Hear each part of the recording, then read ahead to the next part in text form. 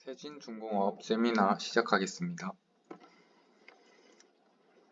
기업 개요는 다음을 참고해 주시고요. 순서는 산업 분석, 기업 분석, 리스크, 투자 포인트, 밸류에이션 순으로 진행하겠습니다. 먼저 산업 분석입니다. 오늘 이야기해 볼 주제는 암모니아와 관련이 있습니다. 반응식은 아래 그림과 같고요. 암모니아 1몰당 수소 1.5몰을 가지고 있습니다. 화학공학 8대 업적 중 하나이고 지난 110년 동안 인류의 식량 문제를 해결해준 고마운 물질입니다.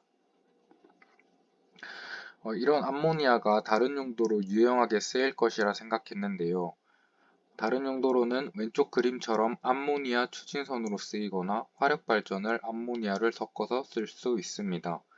향후 선박연료로 암모니아가 쓰이고 전기 생산에 암모니아가 쓰일 가능성이 클 것이라 예상합니다.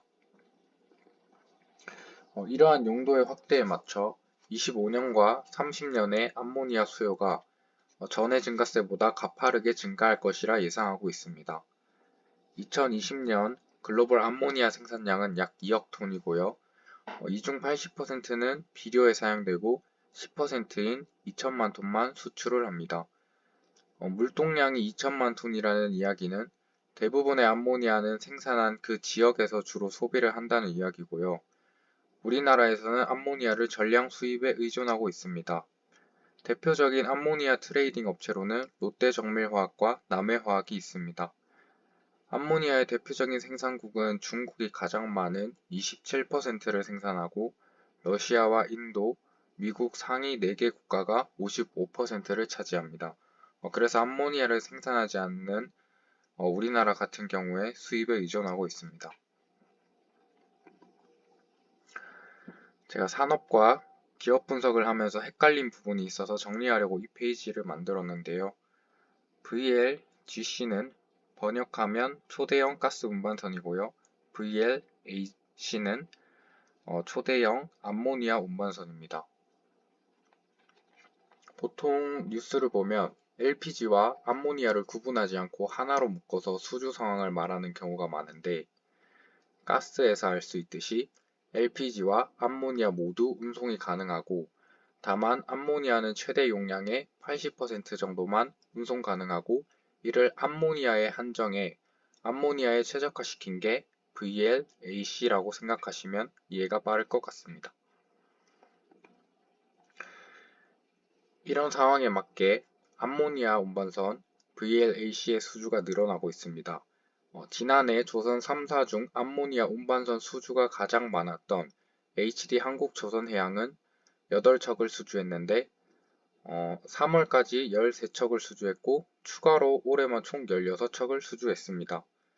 아직 상반기가 끝나지도 않은 시점에서 작년의 2배의 수주를 달성하고 남은 기간에 더 늘어날 가능성도 있어 보입니다. 특히 LNG와 암모니아 운반선은 고부가 가치 선박으로 분류되는데 HD 한국조선해양이 적자의 늪에서 벗어나는 데 주 원인으로 꼽힙니다. 다음은 HD 한국조선해양의 지배구조입니다. 현대중공업과 현대미포조선을 자회사로 가지고 있는 중간 지주회사이고 옆에 그림은 영업이익 추이입니다. 오늘 발표할 세진중공업의 고객사는 현대중공업과 현대미포조선이고 국내 암모니아 운반선의 선두주자는 한국조선해양입니다. 이건 앞에서 말씀드린 암모니아 운반선의 수주 현황이고요. 한번 눈으로 봐주시면 될 것 같습니다. 마지막으로 국제재생에너지기구에서 암모니아의 수요를 예측한 추이를 보면 가장 낮은 수준의 예측을 보면 50년에는 223척이 필요하고요. 가장 높은 추이를 보면 711척이 필요합니다. 현재 LNG의 물동량이 4억 톤의 운반선이 707척인 걸 감안하면 50년 암모니아 물동량이 2억 톤이라 예상하면 더 많은 암모니아 운반선이 필요할 것이라 생각합니다.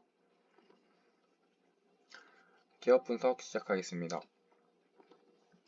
당사의 매출 추이를 보면 2022년과 2023년에 증가했는데 2022년 매출이 2023년보다 높은 이유는 삼성 엔지니어링에서 수주한 플랜트 매출로 일회성 매출이고, 이를 제외하고 조선 부분으로만 봤을 때는 11.7% 성장하였습니다. 영업이익도 2022년과 2023년에 큰 폭으로 증가했습니다. 당사의 매출 비중을 보면 선실과 선체로 나뉘어져 있는데, 선실을 덱하우스라고 부르며 위의 사진과 같이 항해사나 선원이 휴식을 하거나 생활하는 공간을 만들고, LPG 탱크의 매출은 선체로 잡힙니다. 아래의 그림이 LPG 탱크입니다. 비중은 거의 반반에 가깝습니다.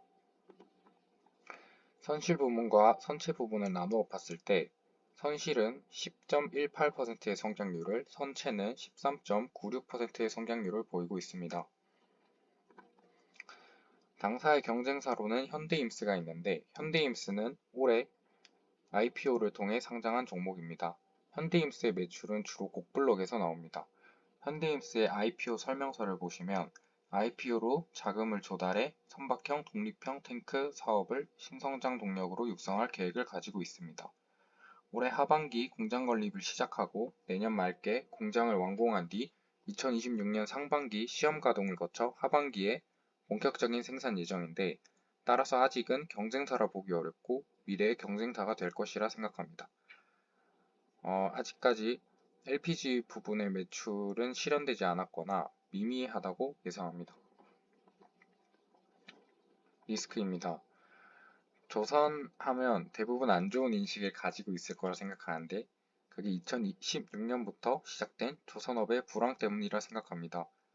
이때의 배경을 살펴보면 2014년부터 저유가가 지속되면서 발주했던 선사들의 인도 거부와 인도 지연으로 작업을 할 수 없었고, 주문 취소에 대해 감가상각을 하면서 적자폭이 확대됐습니다. 이후 수주 잔고도 감소했습니다. 다만 2014년 당시 100불 근처에 있던 유가가 2015년 30불대로 떨어지는 상황이 다시 일어나는 확률은 적다고 생각합니다. 현대임스와 HD한국조선해양과의 관계도 주의해서 볼 필요가 있습니다. HD한국조선해양이 대우조선을 인수하기 위해 팔았던 현대임스는 지금 최대 주주가 허큘러스 홀딩스이고, 그 뒤에 JMP라는 사모펀드가 있습니다. 아마 1년의 예수구간이 끝나면 매각할 것이라 예상하고 있는데, 2대 주주인 HD한국조선해양이 되살 가능성이 있습니다. 혹은 최대 주주가 추가 연장을 할 수도 있는데, 이는 향후 지켜봐야 할 것 같습니다. 다음 리스크로는 대주주의 주식담보대출인데, 현 최대 주주인 윤지원 부사장은 약 300억 원의 주담대를 가지고 있습니다. 이는 대부분 상속세를 내기 위한 것이라 예상되고, 승계 작업은 거의 마무리되어 이 리스크는 점차 해소될 것이라 생각합니다. 윤지원 부사장이 어떻게 대출을 갚을 건지 유심히 볼 필요가 있다고 생각하는데, 작년 배당을 약 100억 원 가까이 한 것으로 보아 배당금을 통해 천천히 갚을 생각인 것 같습니다. 회사의 현금이 자칫 부족하게 되어 투자를 위해 증자를 할 가능성도 있다고 생각합니다.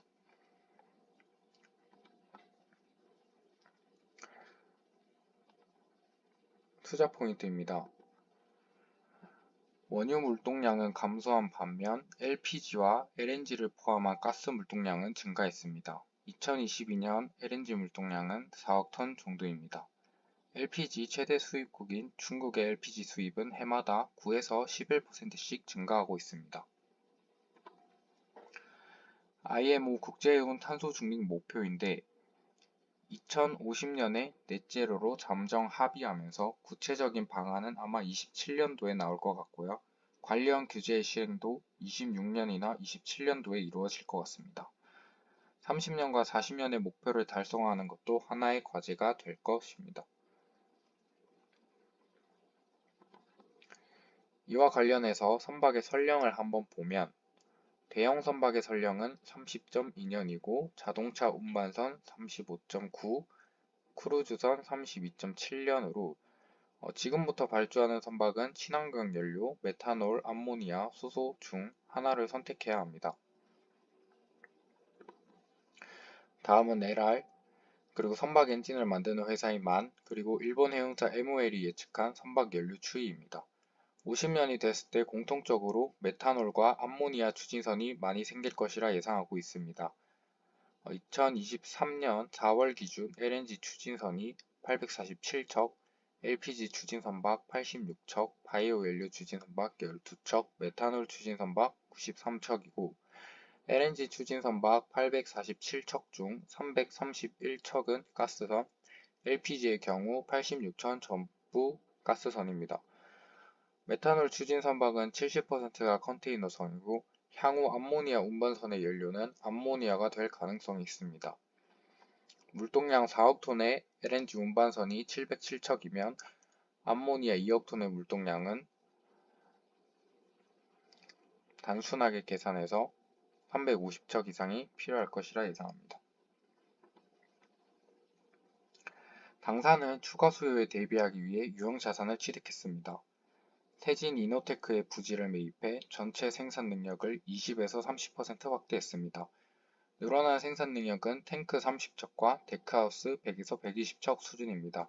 이후 늘어나는 수요를 감당하기 위해 부지 매입이 또 있을 것이라 생각합니다. 밸류에이션입니다. 다음 표를 참고해 주시고요.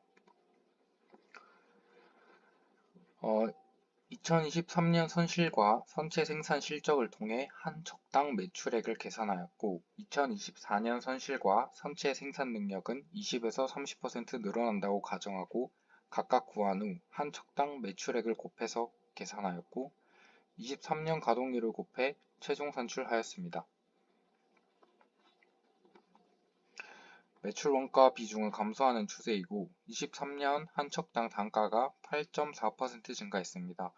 철광석 가격이 낮게 유지될 것이라 기대하고 매출 원가를 23년도와 동일하게 추정해 매출 원가를 산출했고 판관비는 당사의 판매 방식이 계약을 통해 판매하고 주변에 위치한 현대중공업과 현대미포에 공급하므로 보관이나 운송 비중이 대부분일 것이라 생각했고 따라서 매출액과 관련이 있을 것이라 생각해 매출액의 6.3%를 적용했습니다.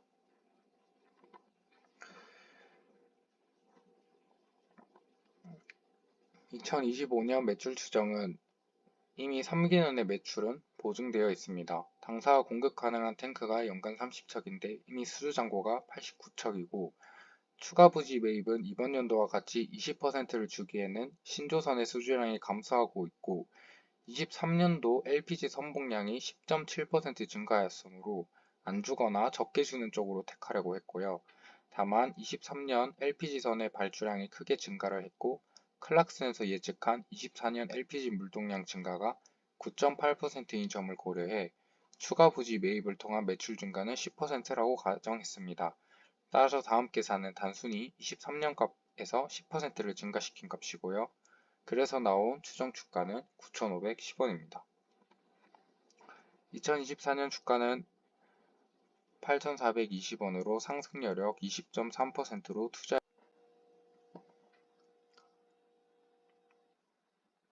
2024년 주가는 8,420원으로 상승 여력 22.7%로 투자 의견 바이 제시하고요. 25년 9,510원으로 상승 여력 38.6% 투자 의견 바이 제시하겠습니다.